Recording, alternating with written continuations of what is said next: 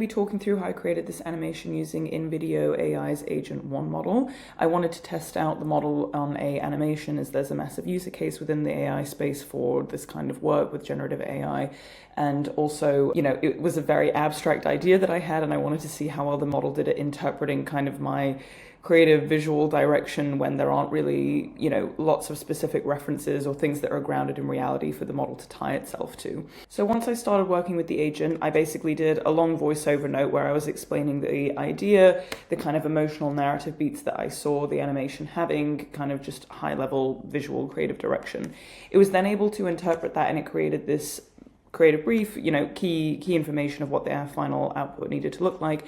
But more importantly, it was able to understand the emotional arc and beats, which I think when you're working with something like animation is very important because it can be a little bit abstract to describe. It then translated the kind of emotional beats from my narrative perspective into actual shots that were going to be able to tell the story, and kind of broke that down into different visuals, how long we would hold on each image, etc.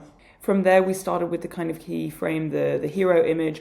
You can see very small difference, but this was the original image it kind of came up with, and I didn't like the tones. I wanted the video to feel a little bit more futuristic as we move between all of these different worlds. So I was able to just feed that back, and then it was able to create a kind of starting point that was more in line with the tone and identity and visual direction I wanted.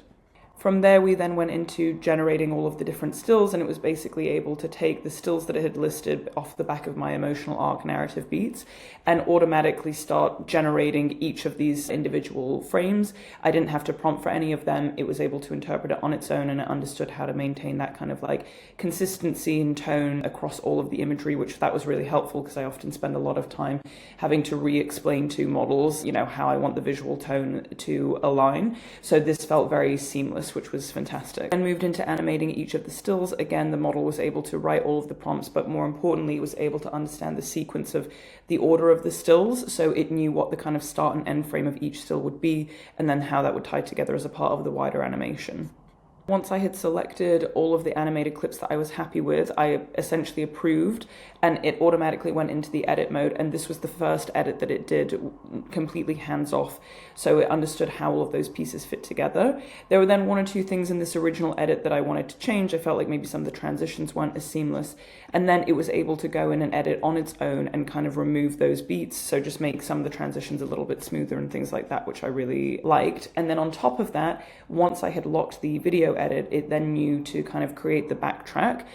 So using 11 Labs, it was able to create that kind of seamless sound experience, which was really, really interesting. So I had that as a separate video file, which you can see here. And then everything was kind of pieced together as one video. I realized that I wanted to kind of change a slight start frame. So I just went back in and I told it that I needed to kind of redo the opening, and it was able to generate that as a one-off video clip, which was great. So you still had that flexibility to kind of move in and out. And then at this point, you can either ask it to just edit everything together, or you can kind of just, move it quickly into Premiere or whatever your editing software of choice is to kind of do any of those refinements. But you can actually do that in video itself, which is quite useful. You don't have to come out of the software at any point if you don't want to. I'd say overall, very seamless. It's really good at being able to interpret concept, kind of abstract visual direction, and move really seamlessly. I think, again, it allows for that level of professionalism, and it feels more of like a collaborator and a creative partner, being able to stay within one platform throughout the creative process instead of having to jump through a million different